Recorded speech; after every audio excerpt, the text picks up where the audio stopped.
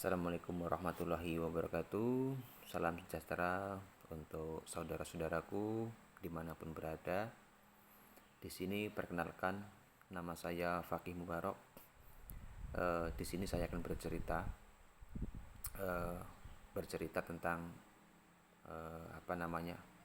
peringatan dari Allah Subhanahu Wa Taala. Ini nyata, ya. Cerita yang saya alami ini nyata.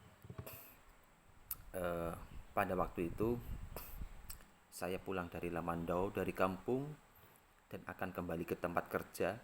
Setar dari Lamandau itu sekitar sehabis sholat asyar. Nah, kemudian kami berjalan terus sampai 2 jam lebih, ya kan, melewati hutan, kemudian sampai tiba di Natai Kerbau di pasar, ya kan. Kami berhenti sebentar, habis itu lanjut lagi. Nah, setelah di pasar Natai Kerbau ini, guys, saya mengalami kejadian. Menurut saya kejadian ini adalah kejadian peringatan dari Allah Subhanahu Wa Taala, dimana ketika saya setar dari pasar Natai Kerbau itu sudah mau mendekati maghrib. Tepatnya itu sekitar jam 5 lebih 15 menit. Nah, saya lanjut, kemudian pas tepat di jalan yang lurus, tepatnya di jalur PT Indoturba. Nah, di situ saya mengambil kecepatan 80 km per jam, ya. Karena posisinya itu cuaca sudah mendung, gelap, dan mau maghrib. Nah, saya mikir gini, ini mau mendung, hujan deras nanti. Nah, jadi saya gas motor saya tambahin cepat. Nah, itu sudah jam setengah 6 kayaknya. Ya, ketika saya melintas di Indoturba itu sudah jam setengah 6. Nah, kemudian saya mendahului sebuah mobil dengan kecepatan 80 km per jam. Nah, ketika saya mendahului, kemudian di belakang saya ada ngikut motor lagi, guys. Ada ngikut motor lagi, motor Vixen, ya. Otomatis kecepatannya itu lebih dari 80. Karena saya sudah 80, lebih sedikit, ya sekitar 85 km per jam lah. Saya mendahului sebuah mobil dan di belakang saya ngikut motor Vixen, dan motor Vixen itu langsung mendahului saya. Nah, otomatis kecepatannya sudah di atas saya, ya kan. Nah, ketika itu hal itu terjadi. Ketika motor Vixen itu mendahului saya, dan motor Vixen itu membawa mangga yang ditaruh di atas tangkinya. Kalau motor laki-laki, ya kan, nah dia kan nggak ada depannya itu langsung tangki, ya kan, nggak ada kayak tempat centelannya itu kan. Nah, taruh di atas tangki dan di kedua pahanya, di atas itulah pokoknya intinya. Nah, ketika dia mendahului saya, dengan kecepatan kencang sekitar 90 lah kurang lebih, saya juga kurang tahu. Buah mangganya itu jatuh, guys. Buah mangganya jatuh, tercecer di jalan, dan ketika itu juga buah mangganya saya tabrak. Saya boncengan sama istri saya tabrak, motor saya oleng. Ya, motor saya oleng, alhamdulillahnya saya masih bisa mengendalikan motor saya. Ya, seandainya motor saya itu jatuh, guys, saya langsung meninggal di situ. Karena apa? Di belakang saya ada mobil tadi, ya mobil saya dahuluin itu tadi, dan di depan saya itu ada sebuah truk muat sawit. Ya, truk muat sawit. Nah, di situ, guys, ternyata Allah Subhanahu Wa Taala itu mengingatkan kepada saya melalui buah mangga itu tadi bahwa saya itu disuruh berhenti. Ya. Nah, setelah Indoturba itu kan ada yang namanya Hanau di rumah sakit. Nah, rumah sakit Hanau itu, ya, rumah sakit Hanau. Nah, seharusnya, ya, saya itu berhenti di musola dekat rumah sakit Hanau itu.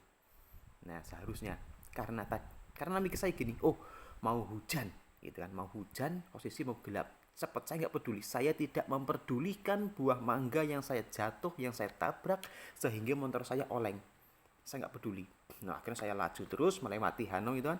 Nah, setelah lewat Hanau, tibalah di Derangga. Mulai desa Derangga itu sudah mulai hujan deras, ya kan, mulai hujan deras. Tepat setelah Derangga lebih sedikit, hujan deras luar biasa guys.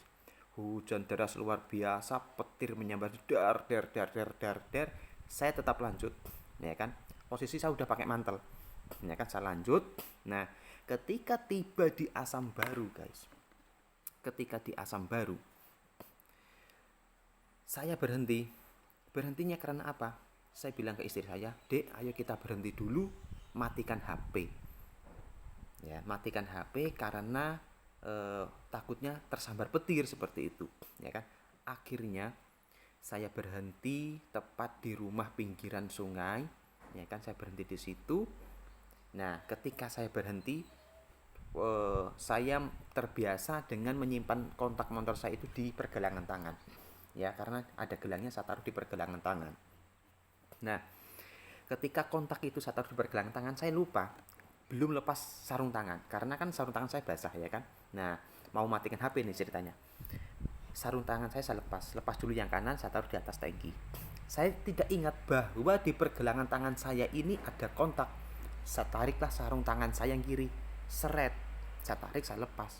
Kontak itu tadi guys, ya, ikut ketarik dan nyebur ke sungai.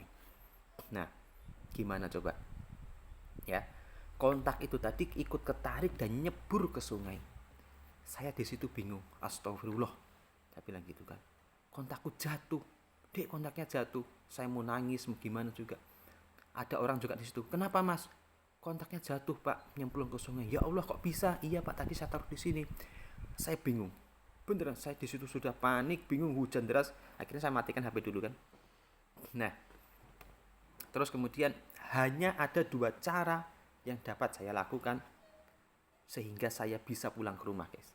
Yang pertama, saya harus mencari bengkel, ya kan. Ketika saya mencari bengkel, nggak ada bengkel buka, udah tutup semuanya. Yang kedua, saya harus telepon kakak saya mengantarkan kontak cadangan di kebun atau di rumah tempat kerja saya. Tapi itu jauh perjalanannya, ya kan. Nah, itu cara kedua. Saya duduk termenung gimana caranya, ya. Nah, setelah itu cobalah saya ceburin sungai itu. Nah, saya minta bantuan tadi sama orang itu, Pak, minta tolong disenterin Pak ya, kontaknya jatuhnya di mana? Saya bilang kayak gitu kan. Akhirnya disenterin, Mas, di sini Mas. Nah, saya nyebur ke sungai dan alhamdulillahnya sungainya itu nggak dalam. Sebenarnya saya bukan takut karena dalamnya, takut kalau ada buayanya, karena di situ dekat sungai besar dan di bawah rumah itu, ya kan, sungai itu luar biasa sampahnya, ya, luar biasa. Saya nggak peduli sampah, pokoknya saya ingin mencari kontak saya. Ketika disenterin sama orang, di sini Mas, kemungkinan di bawah situ. Nah, saya cari-cari, pas saya baru masukkan tangan saya ke sungai, ya kan, alhamdulillah langsung ketemu kontaknya itu guys. Saya naik ke atas, alhamdulillah, terima kasih ya Allah, kontak saya ketemu lagi, ya kan. Nah, setelah kontaknya ketemu, terus saya lanjutkan perjalanan. Nah, dari cerita ini guys, ya, dari cerita ini tadi, seandainya tadi saya nabrak buah mangga, ya kan, seandainya tadi saya nabrak buah mangga itu dan saya sadar bahwa buah mangga itu adalah peringatan dari Allah Subhanahu wa taala, saya disuruh berhenti dan disuruh sholat dulu, yang pasti saya tidak akan kena musibah yang namanya kontak jatuh ke sungai. Dan kemungkinan juga saya tidak akan kehujanan, ya. Mungkin kalau kehujanan ya nggak begitu deras, nah kan. Saya nggak sadar ya, astagfirullahaladzim.